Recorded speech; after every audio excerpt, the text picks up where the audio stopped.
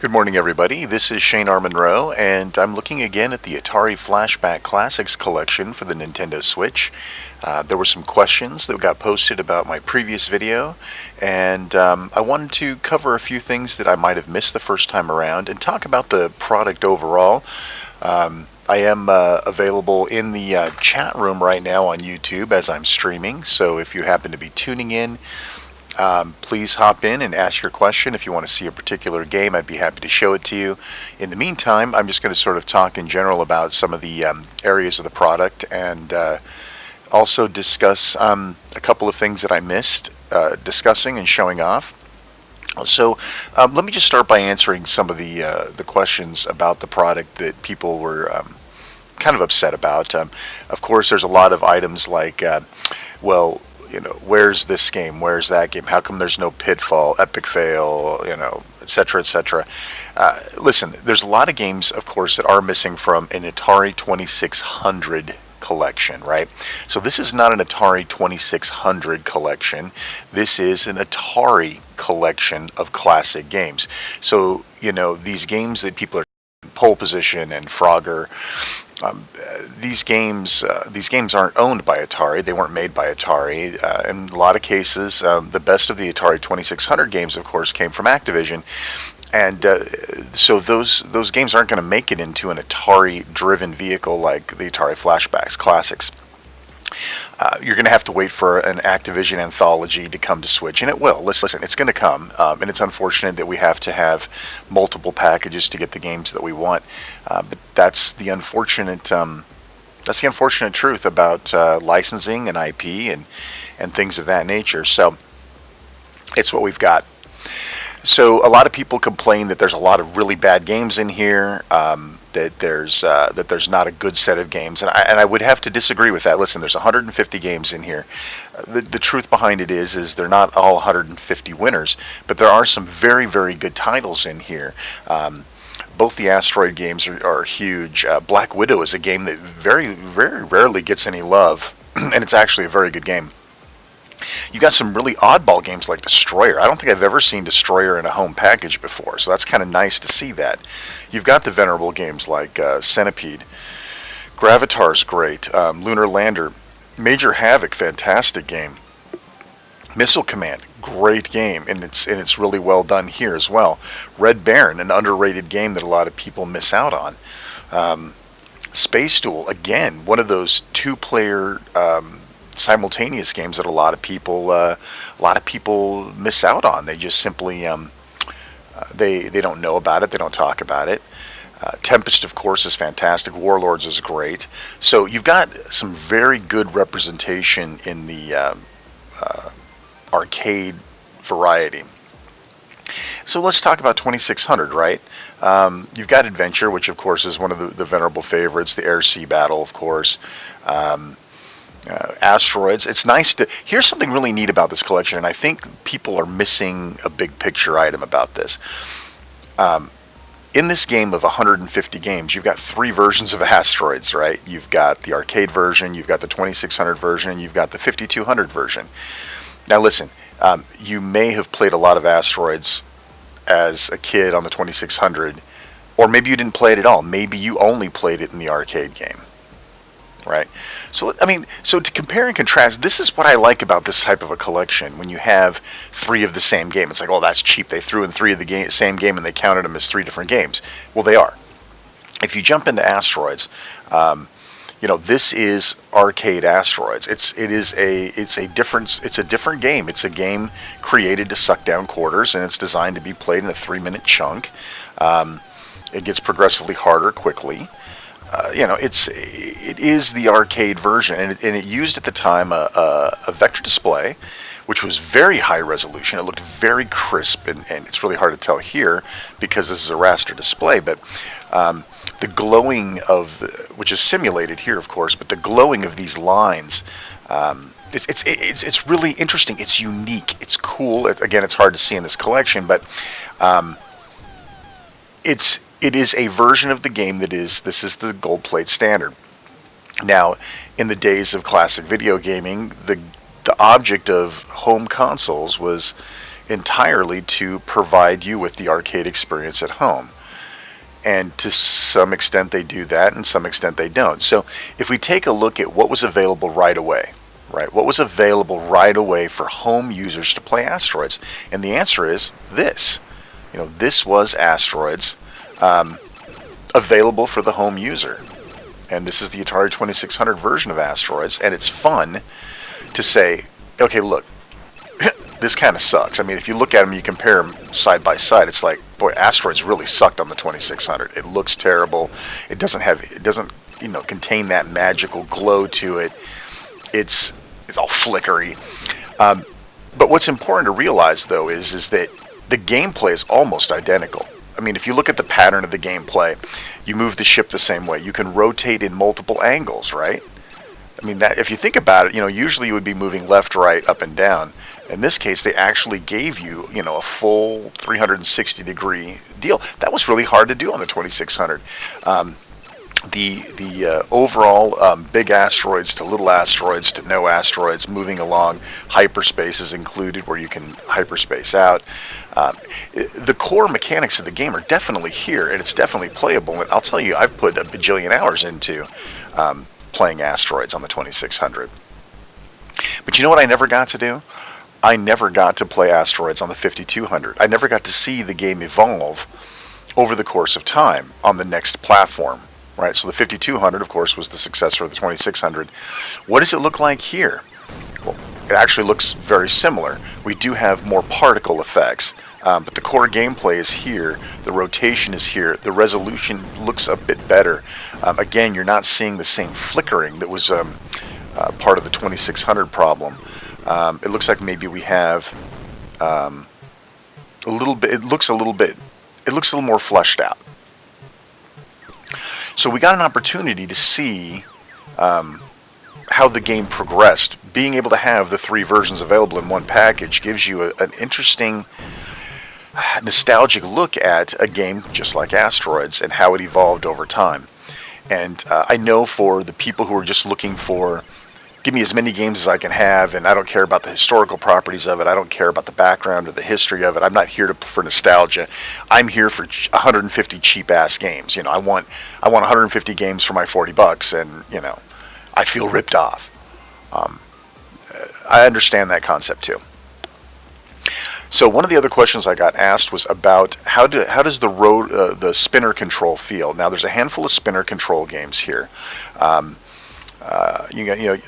Essentially, probably the biggest one would be something like Breakout.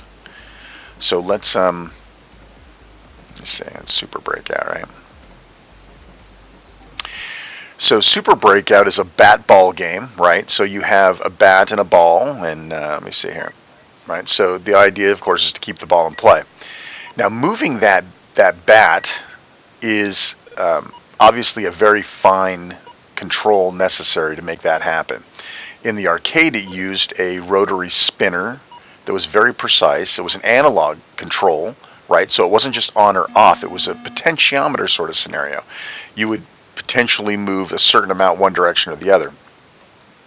So one of the things I did not show, I'm getting the game here. One of the things I did not show was some options for these types of controls. So inside here, you do have the ability to change this rotary sensitivity to match your needs. In this case, it started off as 5. I felt maybe it was a little too sensitive, so I'm going to turn it down a couple of notches. You can also do relative and absolute positioning as well. So let's just stick with 3 and relative, or absolute. Let's stick with 3 and absolute. Let's go back. Go back into the game.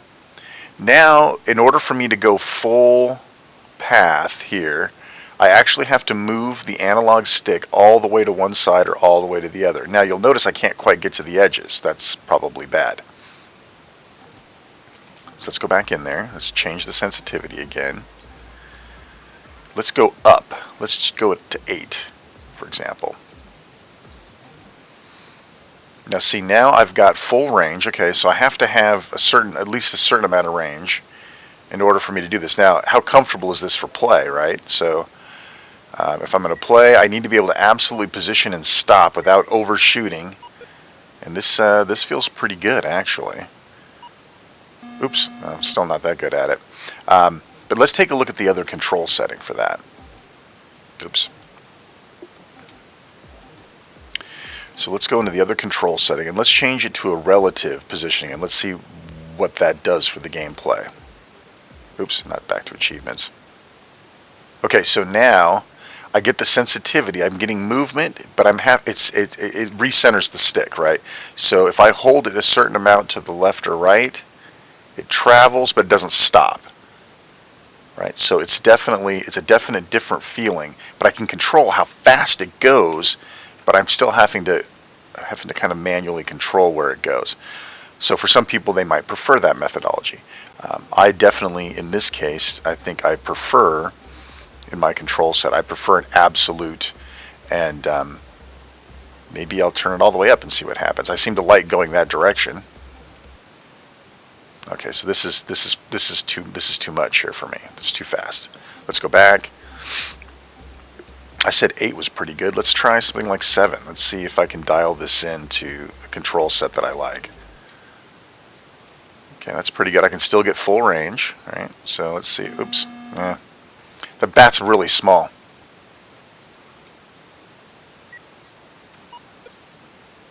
It's one of those things where you really need that fine precision of sort of your thumb tip, right? Yeah. Anyway, so you get the idea. So I wanted people to understand. So people would ask, is there gyro controls, that sort of thing? The answer is no, there is not gyro controls. At least it doesn't seem to be working here. And there doesn't appear to be an option to turn it on. But also some of the things you can do is change some of the dip switch settings within the game too. So how many balls you start with, that sort of thing. Depending on the game, it changes. There's more to be changed with these dip switch settings. Let's go in here and take a look. Right, so this is a really good example. In arcade games, the operator had the opportunity to go to the motherboard on the back and flip a couple of little switches and change how many lives you start off with. How often do you get a bonus life? What's the overall difficulty of the game? This allowed them, as people got better at the game, to ramp up the game skill set and not just offer them a new challenge or something different and fun with the game, but it also allowed them to milk quarters faster, right?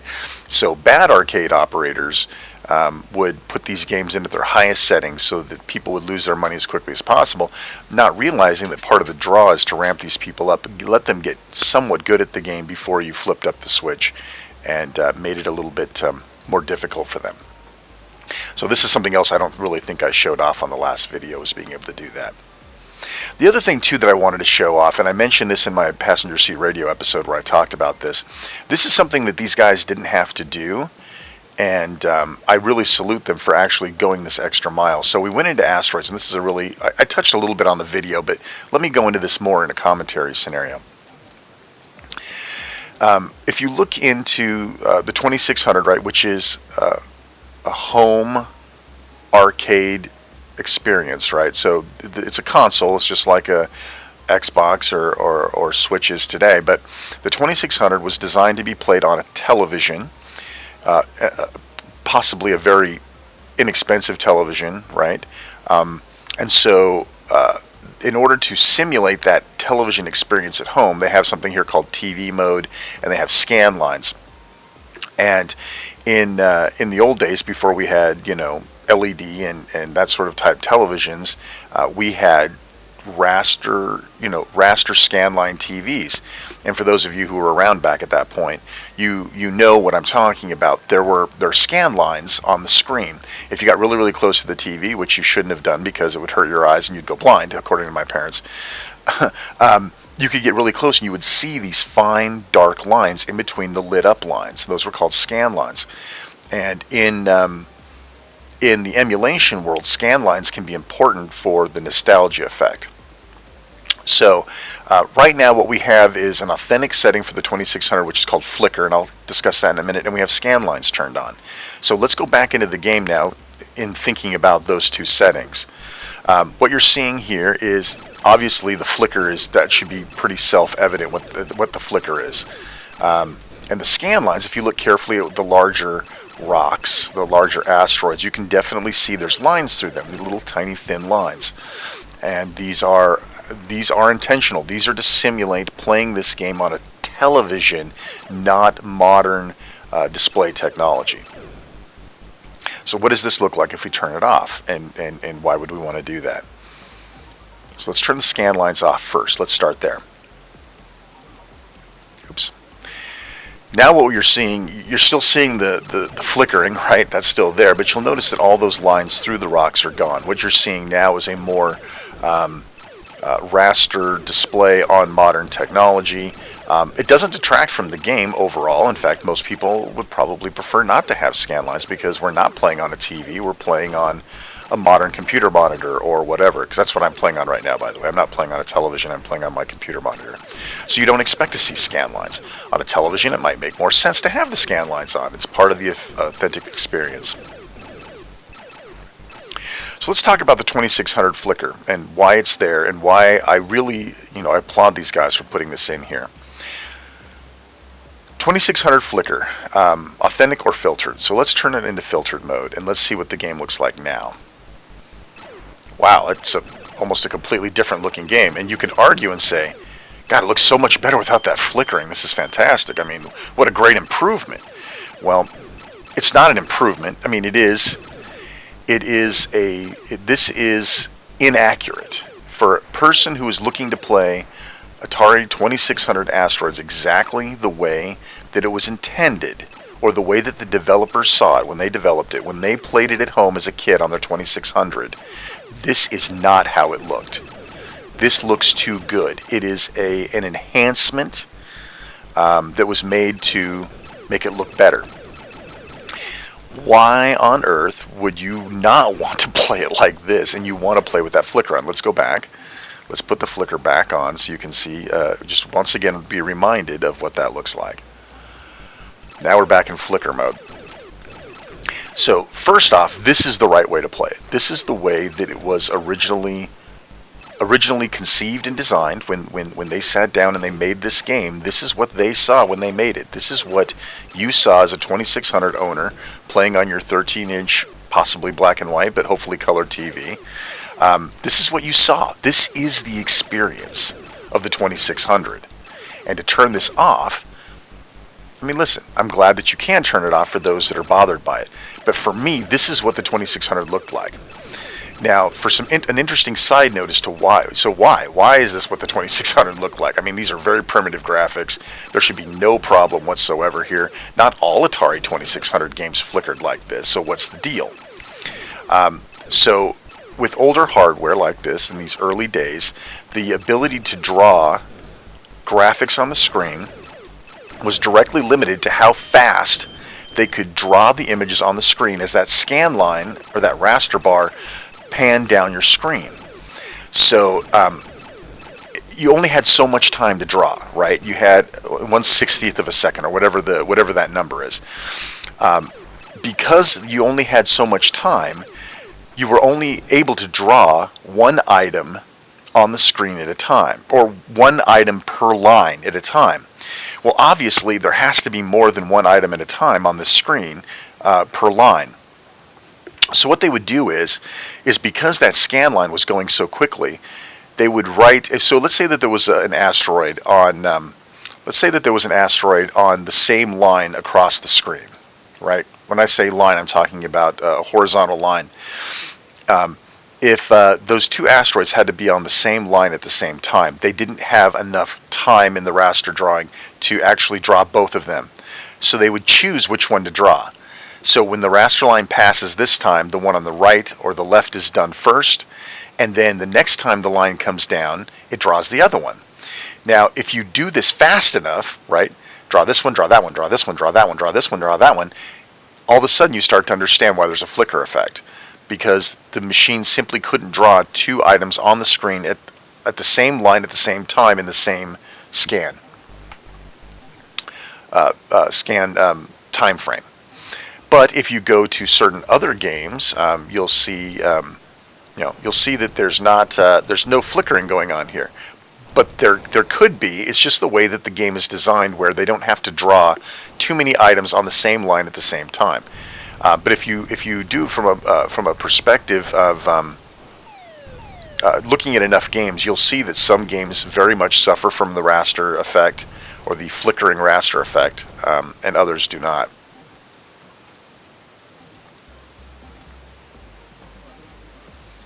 All right, so we still have that. We can turn scan lines back on, because that's, to me, that's what I remember playing on the TV. So now the scan lines are on. It's definitely got that more old game effect. Now, what this package does not do, you saw some flicker there, right? There was a time when there was too many items on the same line of the screen, and you did see a flicker effect very briefly. You might have to rewind the video to see it. But yeah, so one thing that this package does not have that probably bothers some people in terms of scan lines is the ability to change the strength of the scan lines. How prevalent are the scan lines? Are they thicker black lines or thinner black lines? And unfortunately, you do not have the ability in this emulation package to change the scan line power, the power of the scan lines, or the density of the scan lines. Not much you can do about that. You just have to suck it up.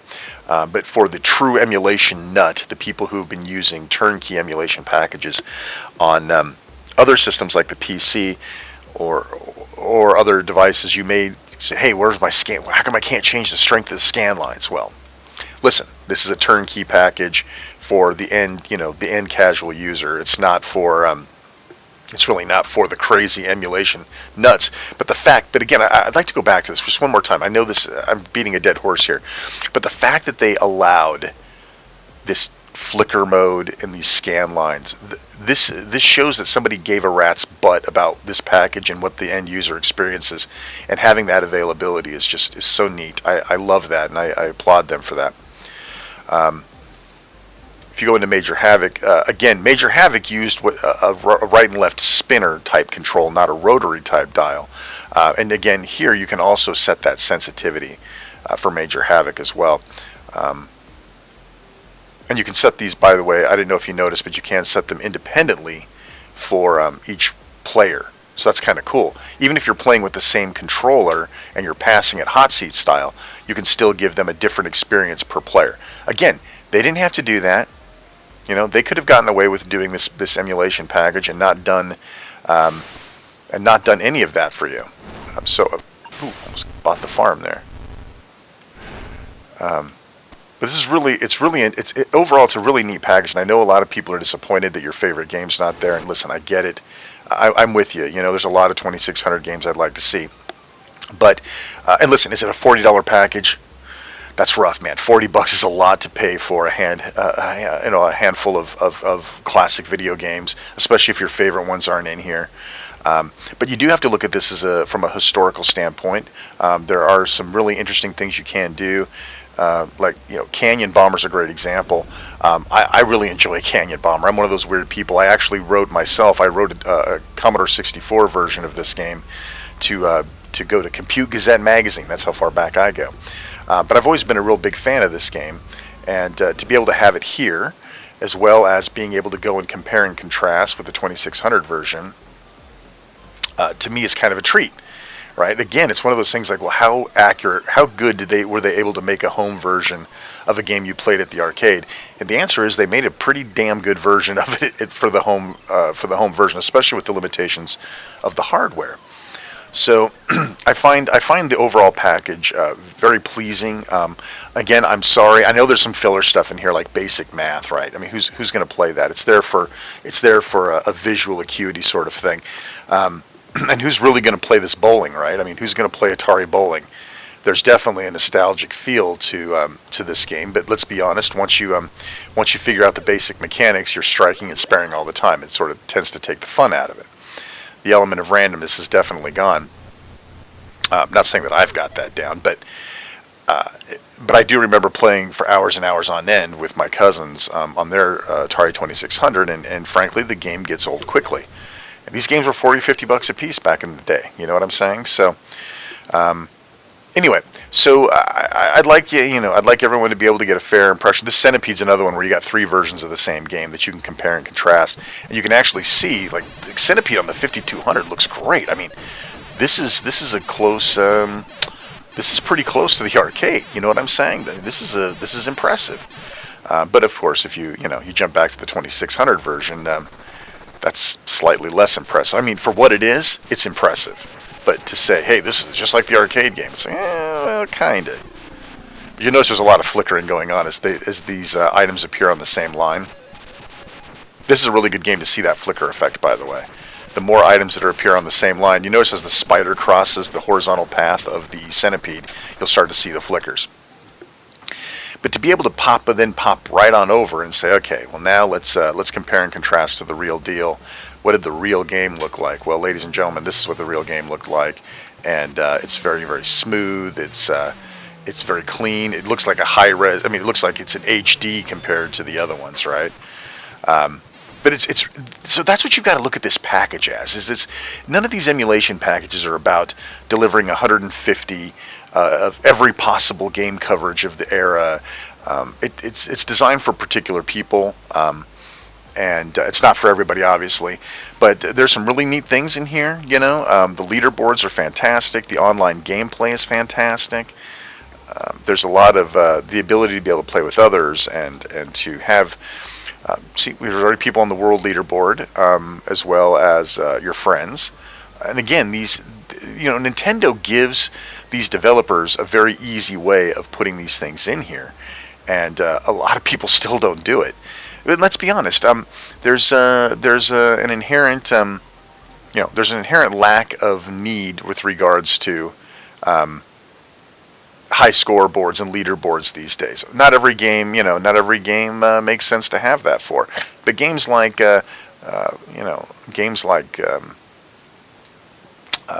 this, where you're literally in an arcade type scenario. Games like pinball, where you really, competition is where it's at. You're not just playing against your own score, but you're really playing to beat somebody else's score. The competition is high. This is what we did for esports, is try to kick each other's butt off the top of the high scoreboard. That's what we did.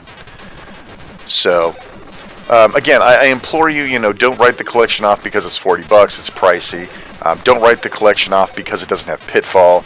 Don't write the collection off because it doesn't have strong or weak scanline support. If we want to see these sort of packages keep coming, we do have to provide. We have to buy these things at some point. Of course, this will be on sale just like every other game at some point. The other question that I got is because I was able to get a very early copy of this when it first hit stores, and it wasn't available on the eShop, and a lot of people were like, well, where do I get it? Where do I get it? How, where did you get it? I got it at Target.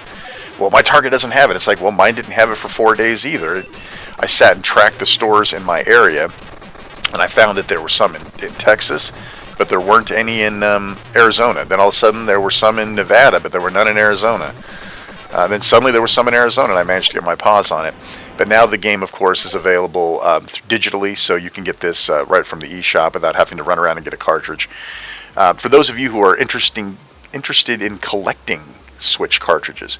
Now listen, I'm no savant. I'm certainly no fortune teller, but I would say that the Switch version of this Flashback Classics is probably not going to be a super common cartridge.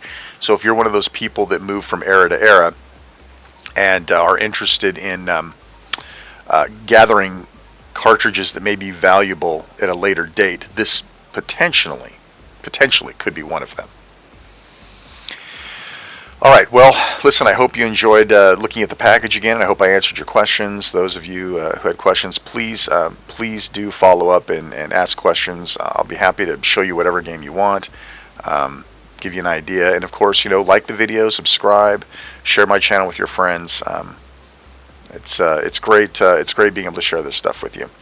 Thanks for watching. This is Shane R. Monroe. We'll see you next time. Take care.